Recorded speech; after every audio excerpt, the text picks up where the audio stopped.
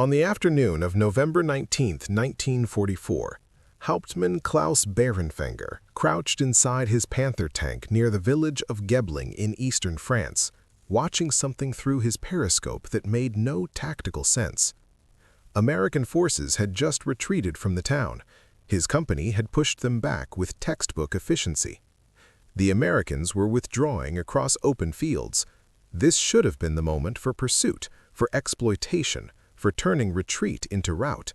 But Bärenfänger did not give the order to advance. He had been fighting on the Eastern Front for 2 years before his transfer to the West. He knew what tanks could do. He knew what infantry could do. What he was watching did not fit either category. 3 low-slung vehicles sat partially concealed in tree lines 1,500 meters away. They were not tanks. They had no turrets. They looked like modified tank chassis with fixed guns mounted in open-topped compartments. German intelligence called them tank destroyers, Jagdpanzers. The Americans called them something else. Bärenfänger called them a problem he did not yet understand.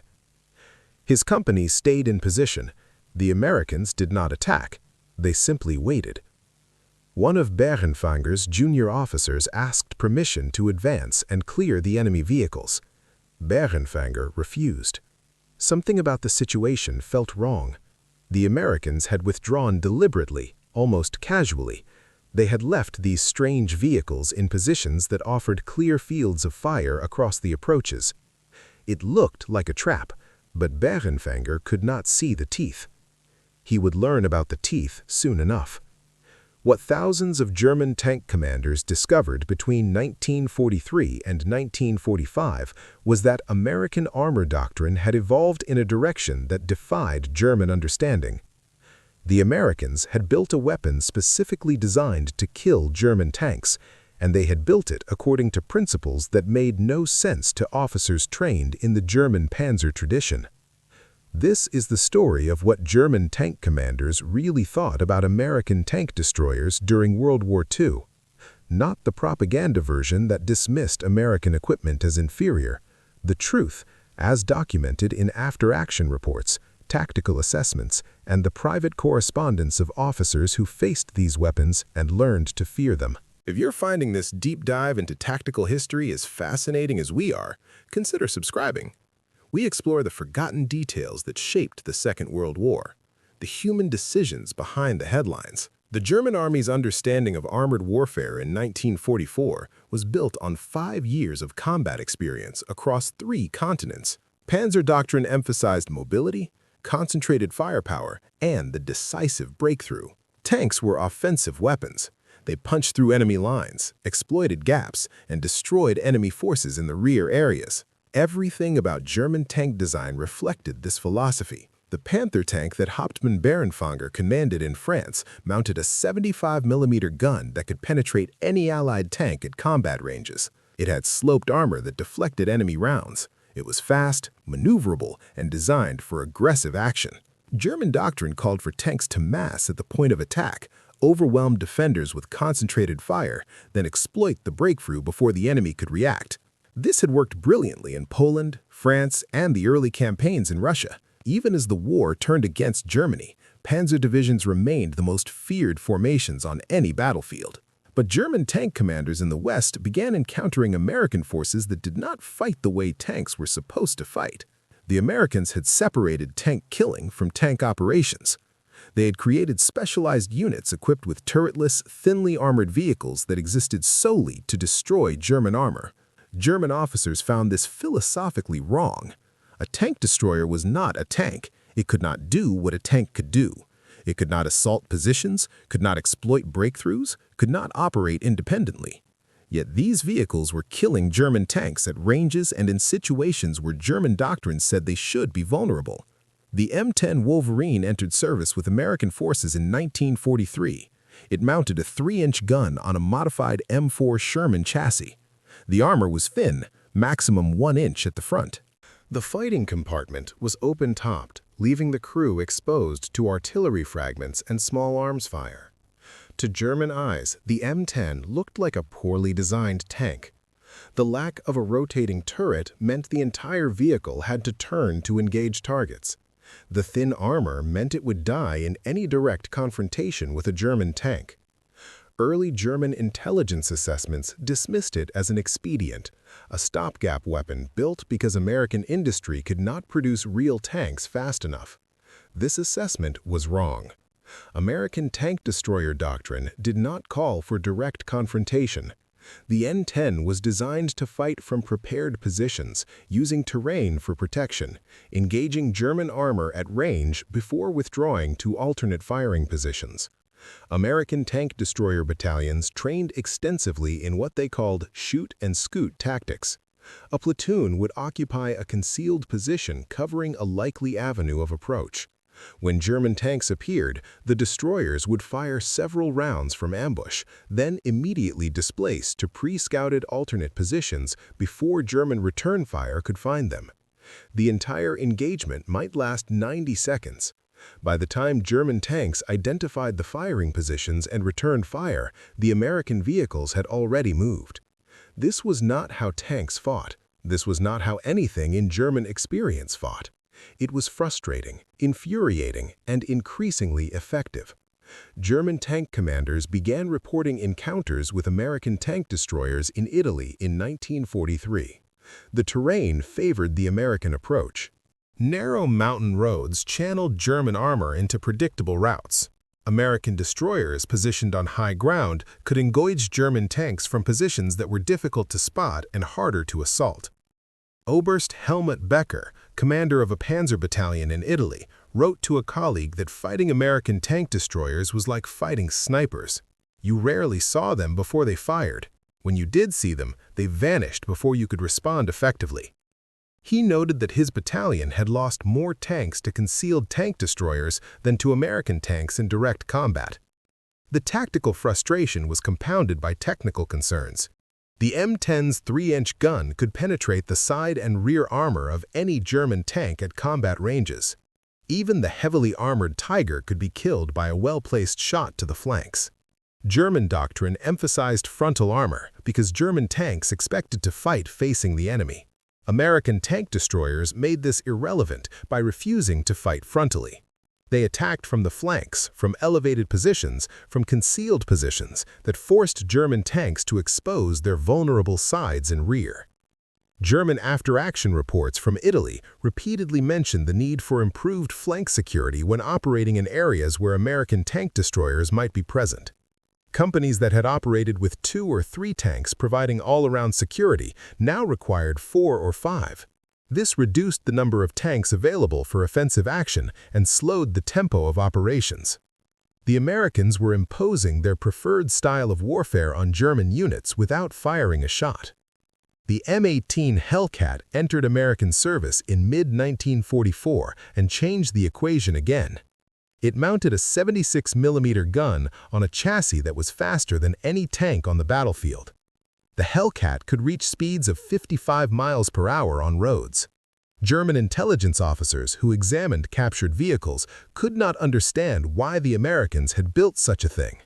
The armor was even thinner than the M10, maximum 1 inch. The fighting compartment was open-topped.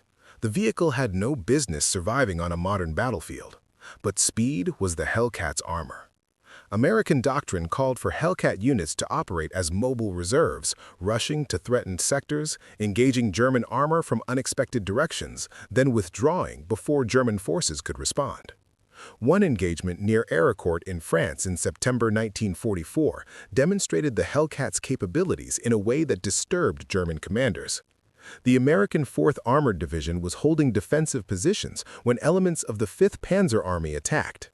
German intelligence had reported American armor in the area, but commanders expected a conventional tank battle. What they encountered was a swarm of Hellcats operating in small groups, appearing from multiple directions, engaging German tanks at range, then vanishing before concentrated fire could be brought to bear. The German attack stalled. Panzer commanders found themselves fighting an enemy that refused to stand and fight in the way that German doctrine understood.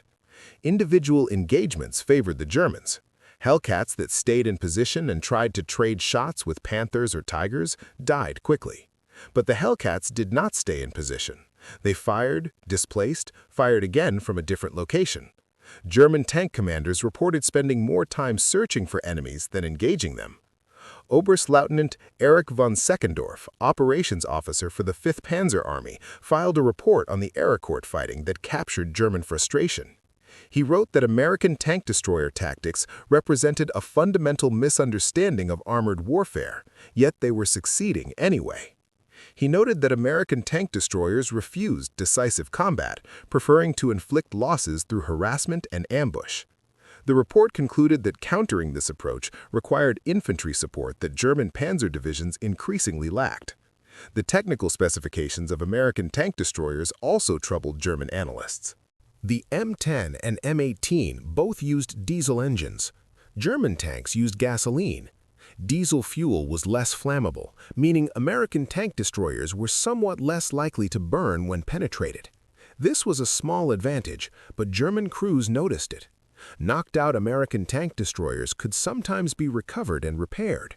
German tanks that were penetrated often burned completely, killing the crew and destroying the vehicle. The open-topped fighting compartments that looked like a fatal flaw turned out to have advantages. Crews could bail out faster when hit. Visibility was better, making it easier to spot threats and targets. The lack of a turret meant the vehicles were lower and harder to spot at range. German tank commanders who had dismissed these features as American incompetence began to wonder if perhaps the Americans understood something about survivability that German designers had missed. By late 1944, German tactical assessments of American tank destroyers had evolved considerably from the early dismissals. A Wehrmacht training document from December 1944 advised panzer commanders that American tank destroyer units should be considered serious threats requiring specific countermeasures. The document noted that American destroyers typically operated in platoons of 4 vehicles, that they preferred ambush positions on the flanks of expected routes of advance, and that they would withdraw rather than accept decisive combat. The document recommended using reconnaissance elements to locate destroyer positions before committing main force tanks, using infantry to clear suspected ambush sites, and avoiding predictable routes of advance where destroyers could pre-position. These were defensive measures. German Panzer doctrine was built on offensive action. The fact that German commanders were being told to take defensive precautions against an American weapons system represented a significant psychological shift. The Americans were imposing their tactical preferences on German operations simply by existing on the battlefield. Lieutenant Franz Kurowski commanded a Panther platoon in the Ardennes offensive in December 1944. His account of the fighting, recorded in a letter to his family in January 1945, provides insight into German tanker psychology when facing American tank destroyers. Kurowski wrote that the offensive's early days went well. American forces were caught off guard.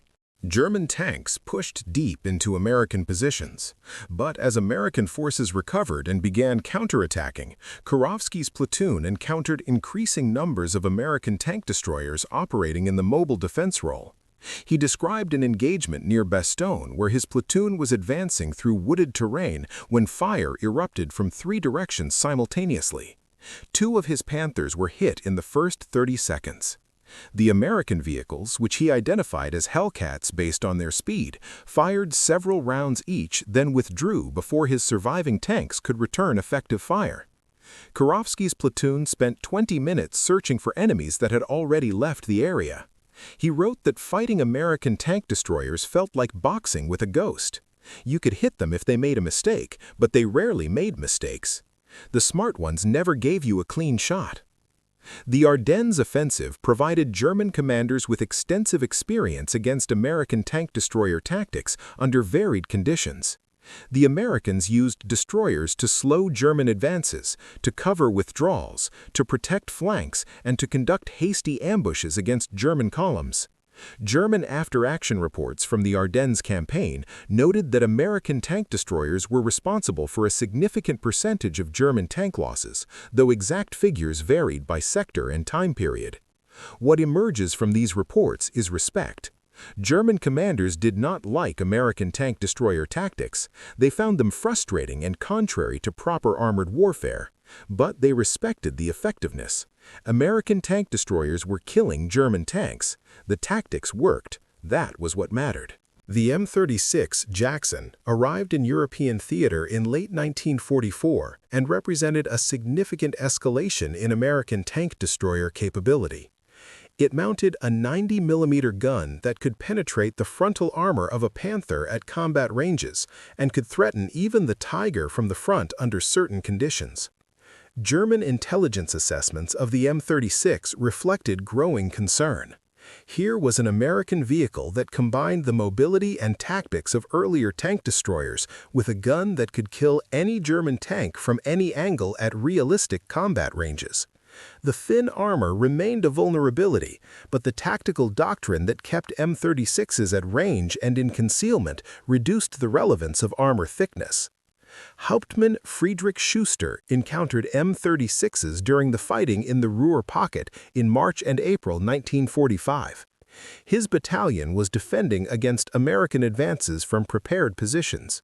The Americans used M36s to suppress German strongpoints from standoff ranges, firing high-explosive rounds at suspected German positions to destroy or suppress anti-tank guns and infantry positions, then following with infantry and tanks to clear the position once resistance had been weakened.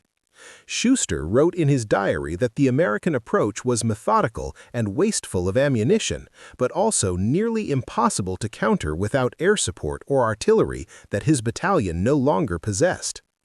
The M36s would position themselves on high ground or in defilade positions 2,000 meters from German lines and systematically destroy anything that revealed its position. German tanks that tried to engage found themselves outranged. German infantry positions were pounded by 90mm high-explosive shells that made defense untenable. The Americans advanced slowly, but with such overwhelming firepower that German resistance could not be sustained. The psychological impact of American tank destroyer tactics on German armored units deserves careful examination. German Panzer crews in 1944 and 45 were among the most experienced soldiers in the Wehrmacht. Many had survived years of combat on the Eastern Front. They knew how to fight Soviet armor. They understood tank versus tank combat at the most visceral level. American tank destroyers violated the rules they had learned through blood and survival. On the Eastern Front, tank combat followed predictable patterns. Soviet tanks attacked in mass formations. German crews could see them coming. The fighting was brutal but comprehensible. Superior German optics, crew training, and gun performance usually gave Panthers and Tigers an advantage at range. Engagements happened at distances where both sides could see and shoot at each other. The better crew won. This made sense to German tankers. It fit their understanding of armored warfare. American tank destroyers refused to fight this way. They did not attack in mass. They did not give German crews the decisive engagement that German training emphasized. They appeared, fired, and vanished. They attacked from unexpected directions. They refused to die when German doctrine said they should die. Obergefreiter Hans Becker, a Panther gunner who fought in both the East and West, wrote in his diary about the difference. He noted that fighting Soviet tanks was terrifying but honest. You could see the enemy. You knew where the threat was coming from. Fighting American tank destroyers was like being hunted by something you could not see. The first indication of danger was often the impact of a round against your tank's armor. By the time you identified where the shot came from, the American vehicle had moved. This uncertainty eroded crew confidence in ways that direct combat did not. German tankers began to hesitate before advancing into terrain that favored ambush.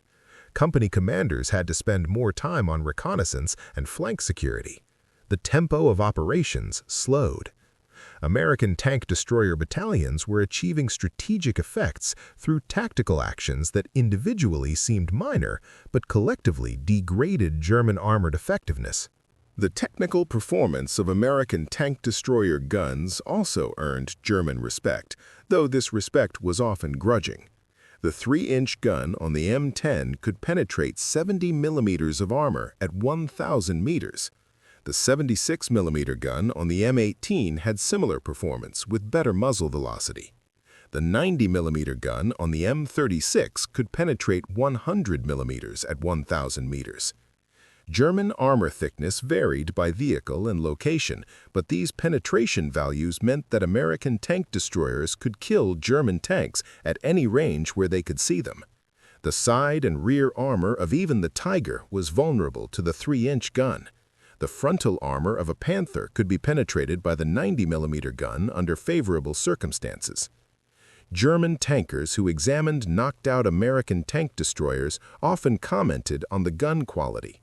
The barrels were precisely machined, the sights were well made, the ammunition was consistent lot to lot. One German gunner who defected to American forces in early 1945 told his interrogators that American guns were perhaps not as individually superior as the best German weapons, but the average quality was higher and more reliable. This reliability mattered in ways that were not immediately obvious. A German Panther's gun might be theoretically superior to an M10's 3-inch gun in terms of armor penetration at maximum range, but if the Panther's optics were poorly manufactured due to wartime production pressures, if the ammunition was inconsistent due to slave labor sabotage, if the gun barrel was worn from extended use without replacement, then the theoretical superiority disappeared. American tank destroyers were maintained properly, they had spare parts, their ammunition was reliable, they worked. The organizational structure of American tank destroyer battalions also differed from German expectations. American battalions operated semi-independently, often attached to infantry divisions rather than integrated into armored divisions. This gave American commanders flexibility. Tank destroyer battalions could be rushed to threatened sectors, concentrated against German breakthroughs, or dispersed to provide anti-tank defense across a wide front. German Panzer battalions were integral parts of Panzer divisions. They could not be easily detached or reassigned without breaking up the division's command structure. This meant that German armor was sometimes unavailable where it was needed most, tied to divisional operations that did not require tanks at that particular moment.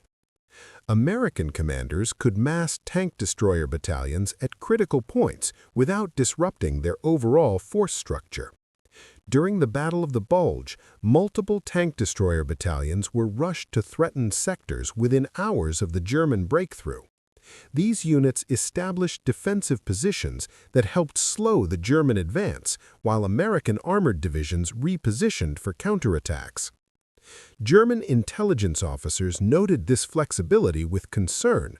A Wehrmacht tactical study from January 1945 observed that American tank destroyer battalions provided American commanders with a mobile anti-tank reserve that could respond to threats faster than conventional anti-tank gun units. The study recommended that German forces develop similar capabilities, but by early 1945, German industrial capacity and fuel shortages made this impossible. The crew quality of American tank destroyer units varied but generally impressed German observers. Early in the war, American tank destroyer crews were enthusiastic but inexperienced. German reports from North Africa and Italy noted that American tank destroyers often gave away their positions through poor camouflage or movement discipline. By 1944, in Northwest Europe, American crew quality had improved dramatically. Veterans of the Italian campaign trained new crews. Realistic training exercises in England prepared tank destroyer battalions for European terrain. American crews learned from their mistakes in combat and shared lessons learned across units. By the time of the Normandy invasion, American tank destroyer battalions were professional organizations that executed their doctrine competently. German prisoners interrogated about American tank destroyer tactics often commented on American patience. American crews would wait hours in concealed positions for German tanks to enter their kill zones. They would hold fire until they had clear shots at vulnerable points. They would disengage rather than press an advantage if pressing meant accepting unnecessary risk. This patience frustrated German commanders accustomed to aggressive action, but it was also deeply effective. American tank destroyer crews survived longer because they did not take unnecessary risks. Experienced crews became more effective over time. Units that preserved their combat power could fight again the next day. Lieutenant Otto Schneider commanded a Panzer IV platoon in France in the summer of 1944. His memoirs, published in 1963, include detailed accounts of his encounters with American tank destroyers. Schneider wrote that he initially dismissed American tank destroyer tactics as cowardly. Real tankers fought face-to-face in decisive combat. American tank destroyer crews hid and ran away. His opinion changed after his platoon was ambushed near Saint-Lô. 3 M10s had positioned themselves in tree lines covering a road intersection. Schneider's platoon advanced along the road in column, believing American forces had withdrawn from the area. The M10s fired simultaneously from 300 meters range. 2 of Schneider's tanks were destroyed immediately. The third was damaged. The M10s displaced before Schneider's surviving tank could return effective fire. Schneider wrote that he understood in that moment why American tank destroyers fought the way they did. They were not cowards, they were professionals using the correct tactics for their equipment and doctrine. A Panzer IV could kill an M10 in direct combat, but 3 M10s positioned in ambush could kill 3 Panzer IVs before the Germans knew they were under attack. The Americans had turned their vehicles' weaknesses into tactical advantages. If you've followed this story to the 20-minute mark, you know we're committed to uncovering the truths that shaped the Second World War. Subscribe to join us for the next deep dive into forgotten history. The battle for the Colmar Pocket in January and February 1945 provided German tank commanders with their most sustained exposure to American tank destroyer operations in a defensive role. German forces held a salient in Alsace that threatened American supply lines. The Americans methodically reduced the pocket using combined arms tactics that made extensive use of tank destroyer battalions. German defenders established strong points in villages and towns throughout the pocket. American forces would isolate each strong point with infantry, then bring up tank destroyers to provide direct fire support at ranges where German anti-tank weapons could not effectively respond. The M36s proved particularly valuable in this role. Their 90mm guns could destroy fortified positions from standoff distances while remaining relatively safe from German return fire. Hauptmann Werner Voss defended a village in the Colmar Pocket with a reinforced company that included 2 Panther tanks. American forces surrounded the village and brought up 4 M36s that positioned themselves on high ground overlooking the German positions. For 3 days, the M36s methodically destroyed every German position that revealed itself. Voss's Panthers could not engage effectively because the M36s remained in defilade positions that exposed only their guns and the tops of their fighting compartments. Voss evacuated his position on the 3rd night after losing more than half his company to American fire. In his after-action report, he noted that the American tank destroyers had been used essentially as assault guns, providing direct fire support from protected positions. The thin armor that made them vulnerable in mobile combat was irrelevant when they could fire from positions that German weapons could not reach. The final months of the war saw German appreciation for American tank destroyer capabilities reach its highest point, though this appreciation came too late to affect German doctrine or equipment development. By early 1945, German industry could barely maintain production of existing tank designs. Resources for new development were non-existent. Fuel shortages meant that even operational German tanks often could not move. American tank destroyer battalions, by contrast, operated with full logistical support. They had ammunition, fuel, spare parts, and replacement vehicles. When an M10 or M18 was destroyed, American units received a replacement within days or weeks. German tank losses were increasingly permanent. Destroyed Panthers and Tigers could not be replaced. This material disparity shaped German assessments of American equipment. It was difficult to fairly evaluate American tank destroyer effectiveness when American units always had working vehicles while German units operated with equipment that was breaking down from lack of maintenance. German tankers knew that American tank destroyers were individually less capable than German tanks in direct combat, but American tank destroyers were present on the battlefield in numbers that German tanks could not match. Oberst Heinrich Fischer commanded what remained of a Panzer regiment in the fighting in Western Germany in March 1945. His unit had begun the war with over 100 tanks. By March, he had 11 operational vehicles, mostly Panzer IVs with a handful of Panthers. Fuel was rationed, ammunition was limited, replacement parts were non-existent. Fischer's regiment engaged American forces that included multiple tank destroyer battalions operating at full strength. In his memoir, written in captivity, Fischer described the experience as fighting while already defeated. American tank destroyers would destroy German positions from ranges where return fire was ineffective. German tanks that tried to maneuver were caught by American airstrikes or ambushed by tank destroyers positioned along their routes. The material imbalance made tactical skill irrelevant. Fischer wrote that American tank destroyers were effective weapons not because of any individual superiority, but because America could build them in thousands, while Germany could barely maintain dozens of tanks in operation. The tank destroyer doctrine worked because America had the industrial capacity to support it. German doctrines that emphasized quality over quantity had failed because Germany no longer had either quality or quantity.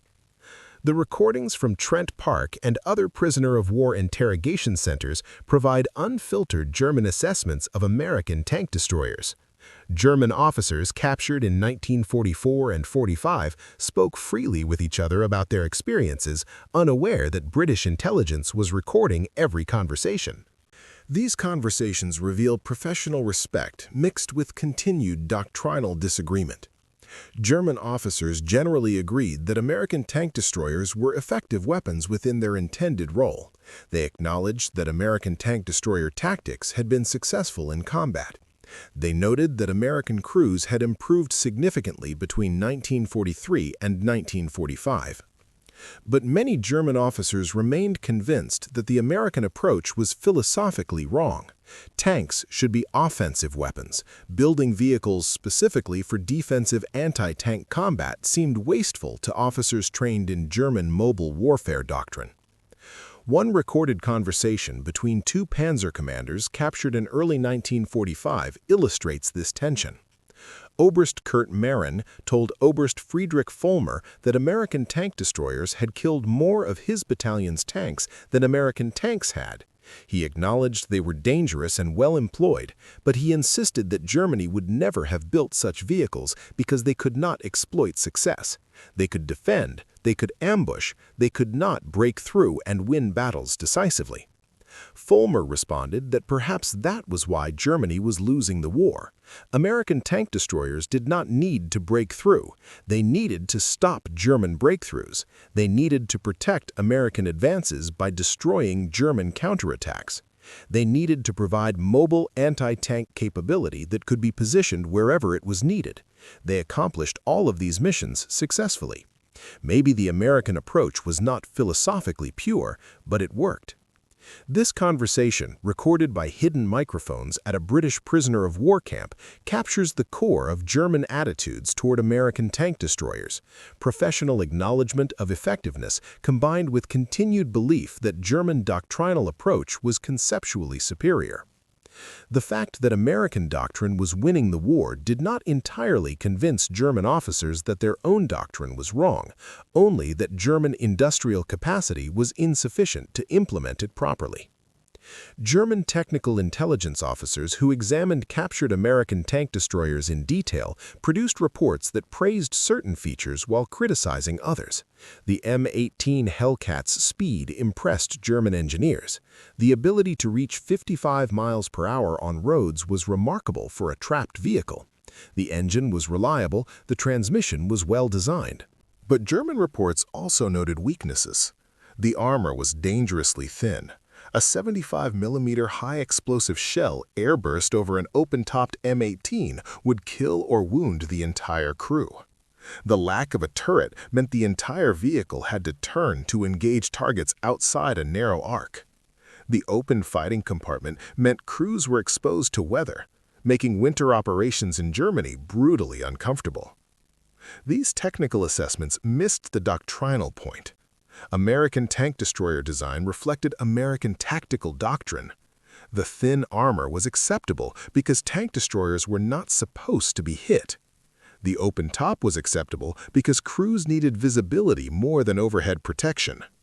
The fixed gun was acceptable because tank destroyers fought from prepared positions where they could orient the vehicle before engagement. German technical intelligence evaluated American tank destroyers as if they were tanks. They were not tanks. They were specialized anti-tank vehicles designed for a specific tactical doctrine. Within that doctrine, the design choices made sense.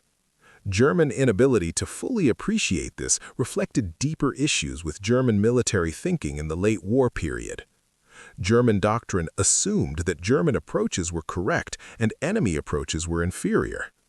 When enemy approaches succeeded, the success was attributed to material superiority rather than doctrinal validity. Some German officers recognized this problem. General Heinrich von Lettwitz, commander of the 47th Panzer Corps during the Battle of the Bulge, wrote after the war that German armored doctrine had become rigid and predictable by 1944.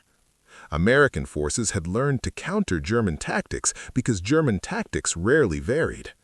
American tank destroyer doctrine, while alien to German thinking, had proven adaptable and effective.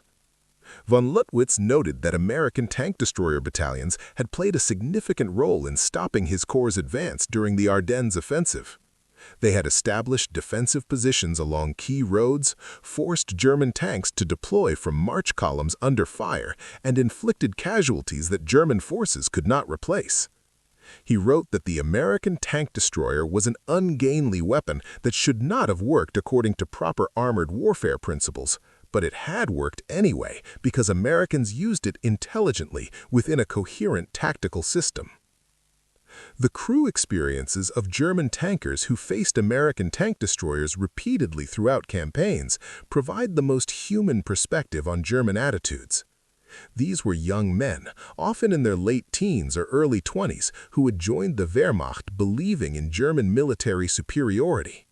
Their encounters with American equipment and tactics gradually eroded that confidence. Gefreiter Paul Richter served as a gunner in a Panther tank from the Normandy invasion until his capture in April 1945. His diary, preserved by his family and later donated to a German military museum, includes dozens of entries about combat experiences. Several entries specifically mention American tank destroyers. In August 1944, Richter wrote about an engagement near Falaise where his platoon was attempting to escape the Allied encirclement. American tank destroyers had positioned themselves along the roads leading east. Every time German vehicles attempted to break through, they were engaged from multiple directions by tank destroyers firing from concealed positions. Richter's tank was hit twice, but remained operational. He wrote that the Americans fought like hunters, not soldiers. They picked their targets carefully and disappeared before German forces could respond effectively. In December 1944, during the Ardennes offensive, Richter described an ambush by American Hellcats near Bastogne. His platoon was advancing in column when fire erupted from wooded areas on both flanks. 2 tanks were destroyed in the first minute. The Hellcats withdrew before the surviving German tanks could return fire. Richter wrote that he never actually saw the American vehicles, only the muzzle flashes and the impacts. He noted that this was the most frightening kind of combat, being shot at by enemies you cannot see. By March 1945, Richter's entries had become more fatalistic. He wrote that American tank destroyers were everywhere. German tanks could not move without encountering them. The thin American armor did not matter because German tanks never got close enough to engage effectively. He wrote that Germany had built better tanks, but America had built a better system for using the tanks they had.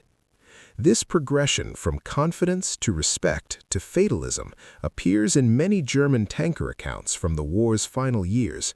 The realization that German tactical and technical superiority was insufficient against American material abundance and doctrinal competence demoralized German armored crews in ways that battlefield defeats alone could not. The final German official assessment of American tank destroyer capabilities came from the Oberkommando des Heeres, the German Army High Command, in a tactical intelligence summary dated March 1945. The summary acknowledged that American tank destroyer battalions had proven highly effective in both defensive and offensive operations. It noted that American tank destroyer tactics had evolved considerably since 1943, and that current American employment of tank destroyers reflected sophisticated understanding of combined arms warfare. The summary recommended specific countermeasures that German panzer units should employ when operating in areas where American tank destroyers were present. These recommendations included extensive use of reconnaissance elements, avoidance of predictable routes, integration of infantry to clear suspected ambush positions, and use of indirect fire to suppress suspected tank destroyer positions before tank advances. These were sensible tactical recommendations. They were also largely impossible to implement by March 1945. German panzer divisions lacked the reconnaissance assets, infantry strength, and artillery support necessary to execute the recommended countermeasures. The summary represented German understanding of how to fight American tank destroyers effectively. It also represented German recognition that they no longer had the resources to do so. When the war ended in May 1945, American tank destroyer battalions had destroyed thousands of German armored vehicles across 3 years of combat. The exact numbers are disputed and vary by source, but American tank destroyer units claimed a significant percentage of total German armor losses in the Western theater. Some claims were undoubtedly inflated, as were most wartime loss claims by all sides. But even conservative estimates suggest that American tank destroyers were among the most effective anti-tank weapons employed by any army during the Second World War. German veterans who survived the war and were later interviewed about their experiences consistently acknowledged the effectiveness of American tank destroyers. They often qualified this acknowledgement with criticisms of American tactical caution or complaints about American material superiority. But the fundamental respect for the weapon system and its employment comes through in interview after interview. Major General F.W. von Mellenthin, who served as Chief of Staff for several panzer armies during the war, wrote in his memoir that American tank destroyer battalions were among the most dangerous opponents German armored forces faced in the West. He noted that the American doctrine of concentrating tank destroyers at threatened points gave American commanders flexibility that German forces could not match. He credited American tank destroyers with preventing several German breakthrough attempts that might otherwise have succeeded. Von Mellenthin's assessment carries particular weight because he had extensive experience against Soviet, British, and American forces. His judgment that American tank destroyers were especially effective reflects professional evaluation rather than propaganda or rationalization. He had no reason to praise American equipment in his post-war memoir except honesty. The evolution of German attitudes toward American tank destroyers follows a clear pattern: initial dismissal based on doctrinal assumptions and propaganda, growing concern as combat experience revealed effectiveness, grudging respect as German tactical responses proved inadequate. Finally, full professional acknowledgement that American tank destroyer doctrine worked within the American combined arms system, even if it violated German doctrinal principles. This pattern appears throughout German military assessments of American weapons and tactics. German officers entered the war confident in German military superiority.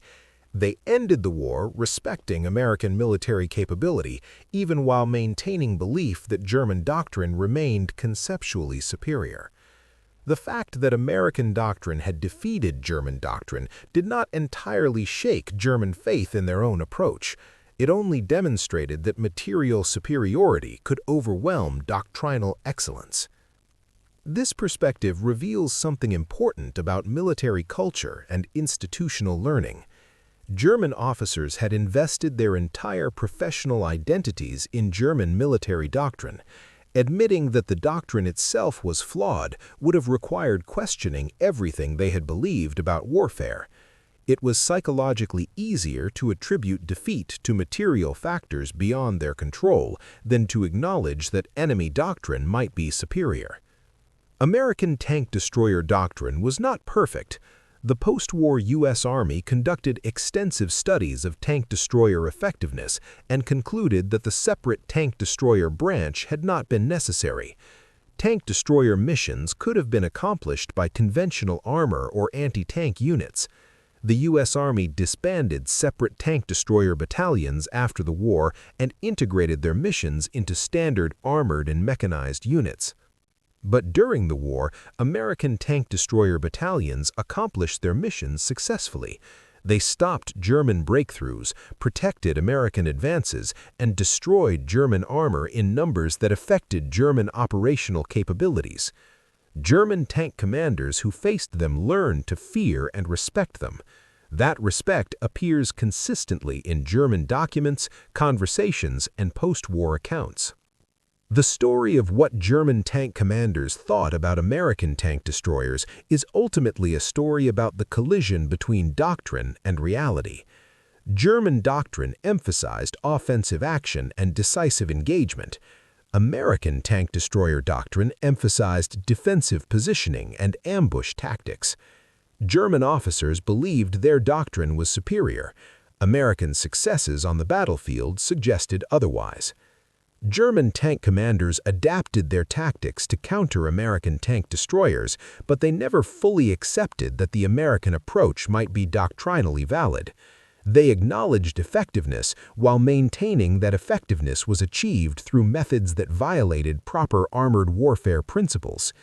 This tension between professional respect and doctrinal disagreement defines German attitudes toward American tank destroyers throughout the war. They were dangerous enemies, they were effective weapons, but they were not, in German eyes, the right way to fight with armor. The fact that the right way lost and the wrong way won remained a puzzle that many German officers never fully resolved. These assessments matter because they reveal how professional soldiers evaluate their enemies. German tank commanders were not ideologues. They were professionals trying to survive and accomplish their missions. Their opinions of American tank destroyers evolved based on direct experience. They learned from their encounters. They developed countermeasures. They respected the competence of their opponents, even while disagreeing with their doctrine. This is how soldiers think about enemies when propaganda is stripped away. They evaluate what works. They adapt to what kills them. They remember the weapons and tactics that were most effective. German tank commanders remembered American tank destroyers. They spoke about them in prisoner of war camps. They wrote about them in memoirs decades later. They acknowledged, honestly and without reservation, that American tank destroyer battalions were among the most effective units they faced.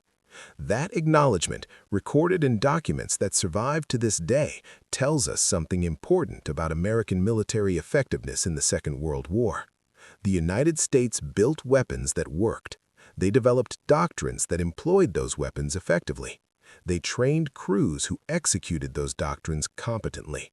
German tank commanders recognized this even while their armies were being destroyed. Professional respect between enemies who fought hard and fought well. That respect endures in the historical record. It endures in the testimonies of German veterans who acknowledged that their American opponents knew what they were doing.